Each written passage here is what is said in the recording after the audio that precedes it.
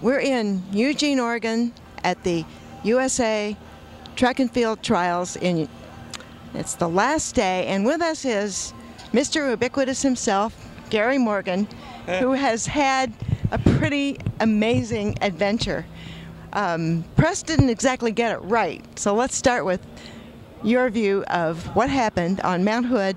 Let's see, would have been Thursday the 21st of June. Yes, it would have been. I ended up flying a direct flight out of Detroit in the evening, got into Portland about 10 o'clock, and I drove out to the mountain, got there about 1:30, and decided to start climbing at that time from Timberline Lodge parking lot. The price wasn't right. I did put in a registration form. There's a little registration form area that where they want to know where the hikers are, so I filled that out. Gave them pertinent information, going to go up, come back down, all that other good stuff. So I started hiking up. That was around a little bit 10 after 5 a.m. that day, and started doing my hike up there.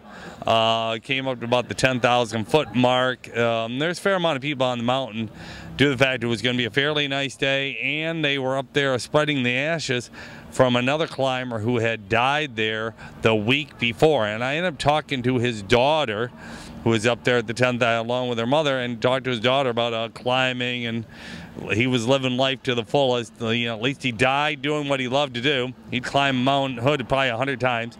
Anyway. What were the conditions like? The conditions were, it was a little bit warm, you know, probably about 40 degrees in the sun, and the snow was a little mushy here and there. And so, you know, it was easy to hike on it, to say the least. And from there, after a 10,000 foot mark, I was at about 3 hours climbing. I headed up towards Hogsback Ridge area, Hogsback Path area, and had to go down around. I was going to go up around the outer chute, where quite a few hikers were coming down from. And I went up there. I had crampons. I had them on. What was all the equipment that you had with you? I had crampons. I had a bicycle helmet as my helmet. Usually I wear one of these mountain hats. I'm not big on those things. They're just a plastic shell. I'm not big. So I took a bike helmet, and I had a pole that I was using to stick in, and then I had just my basic, you know, stuff, you know, shirts and jackets, whatever extra, and some extra food and water if I needed anything. And I got up to around 11,200 feet. I was just going to go up around the back side of the upper chute, and it was about another 50 feet to the top when I slipped up there. It was icy. It was behind behind the mountain, behind the peak a little bit, and the sun was not quite hitting it, so it was still kind of icy. And I pushed in with my crampons a couple times, and it just slipped. And I ended up slipping down about 500 feet, basically just going down this huge chute. And as I'm going down, I've heard 100 different things. I don't remember much of it other than saying, this is it. But whatever goes on, I wasn't really afraid. I figured, this is it, I'm done. And or whatever happens, happens. So I just started sliding down this ice chute, and I think I fell around 500 feet. And supposedly people have told me I went over a crevasse and landed in a snowbank between two rocks. This is the same spot. It was supposedly the guy died a week before me who fell there and lost his life. But anyway, they were up there spreading the ashes, and the people coming down were the people who rescued me, saw me, and came over and made sure I was okay. You know, gave me first aid treatment there, called for mountain rescue, came up with the sled, took me down. I had no broken bones. All I had was a dislocated hip, rashes on my arms, you can see, on my stomach area, but the dislocated hip was the big thing. And like I said, they took me down in a sled after they brought it up down to 8,500 feet, because at 8,500 feet they still ski with the snow chair. They put me on a cat track, took me down to 6,000 feet at Timberline Lodge, put me into an ambulance, and took me to the hospital.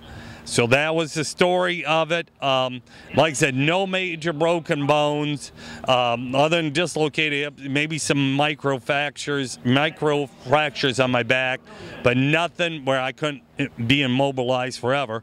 Took me to the hospital, was there for 3 days and out, and been in here in Eugene ever since last Sunday afternoon. I am doing just fine, a full recovery. Somehow, I don't know, it all happened. I should have been toast, but I say that more times than I can count. I should have been dead more times than I can count. Along the way, I'm still here. I thank God for that, and I'm here to do another adventure. I'll probably back off a little bit, but not too much. I went over to REI and bought an ice axe and some crampons for my next adventure. Probably not Mount Hood, but some other one. I'm not big on glaciered peaks, but I climbed quite a few other ones, and not glaciered peaks, so it'll be a while before I do this one again. I'll do it with a friend. I did climb up there alone. I'll admit to that. There was probably 30 other hikers on the mountain at that time. It was a sunny, beautiful day, a sunny, beautiful 40-degree day, a perfect day for climbing up there. And so that's what happened. Well, a couple of your friends came along and made small contributions. One of them was Kurt Clausen, a fellow race walker, and you and he had a previous adventure, and he basically rescued the car and your luggage and your wallet and took him to the hospital. Yeah, he picked it up at Timberline Lodge and drove it back to the hospital in Eugene, in Portland, Oregon. I stayed at the Portland Hospital there. And then my girlfriend, Jenny Hildreth, well, she made sure that my wounds were redressed every day and made sure I took an ice bath every day for my hip. I was doing that twice a day, just to relieve the pain and let the blood flow get going through that hip and the back area, which has helped immensely. Once I left the hospital, very little pain medication, a few Motrin, that was it. So like I said, the big thing was doing the ice baths and redressing the wounds on my arms right here, as you can see, and I have a few on my stomach. Everything is healing up with just over a week's period of time. I thank God that I have healed up, and I'm ready for another adventure. And how it's all happened, I'll never know. Kurt Clausen, I rescued him from a car accident back in 1994 in Tennessee when we had the championship there, track and field championships, 20K walk. And God, it was Knoxville, Tennessee, and I had to drive about 80 miles to rescue him from a car accident. He was in the hospital. I had to bring him to the track meet. So you know people long enough, anything can happen, as it usually does. And you stay out there long enough. And like I said, I thank God I'm still here for another round. I have to say this. You're very lucky that Jenny Hildreth happens to be a physical therapist. That is for sure, you know, and so she knows what to do. And she used to do wound care in Detroit years before she became physical therapist, part of her training. So she knew how to redress the wounds. We had to go to some medical supply houses a couple times, keep buying gauzes and wraps, but everything has come back on the mend, and I'm feeling like a new person, and I'm ready to rock and roll for another adventure, and the adventure continues. I'll never know exactly. With me, you never know what's next. I should have died when I was 18 months old. I had a trach, and I still lived through that one and plenty of other times. So I'm still here to live about it and tell about it and continue the adventure. Well, if you're a cat, I figure you've probably used 8 of your lives up already. So congratulations on making it through this amazing adventure, and we want to talk to Jenny for a couple minutes. Okay, bring her on over here. Let her tell a few things. Hi.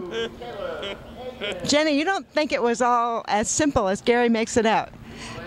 You know, he's really hard-headed, and I think that helped him a huge amount, and he's very stubborn, and I really think what helped him out most is that he's taken care of himself over the years. He's conditioned himself, he's kept his nutrition up, and so he's been able to miraculously heal. I've never known anyone to heal as quickly as he has. Now, that dislocated hip isn't a minor injury. No, it's a very major injury. He stubbornly wanted to be off the crutches as soon as possible. He wanted to be out of the hospital as soon as possible, which I think is a testament to the reason, you know, he was able to be a top-notch athlete for so many years, that he was able to ignore the discomfort and continue to live his life and move. And you know, he took it easy when he needed to. He sat down when he needed to. He took the ice baths when he needed to.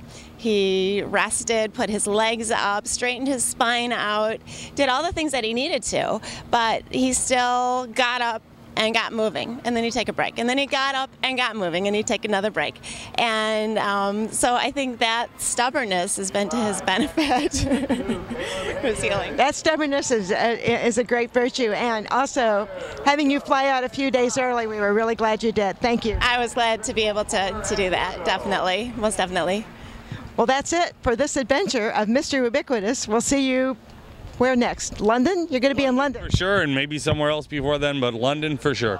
Just a month away, so the Olympics are around here again. Hard to believe as they keep rolling around every 2 years between summer and winter. So as soon as this one's over with in London, I'll be planning my trip to Sochi, Russia for the Winter Olympics.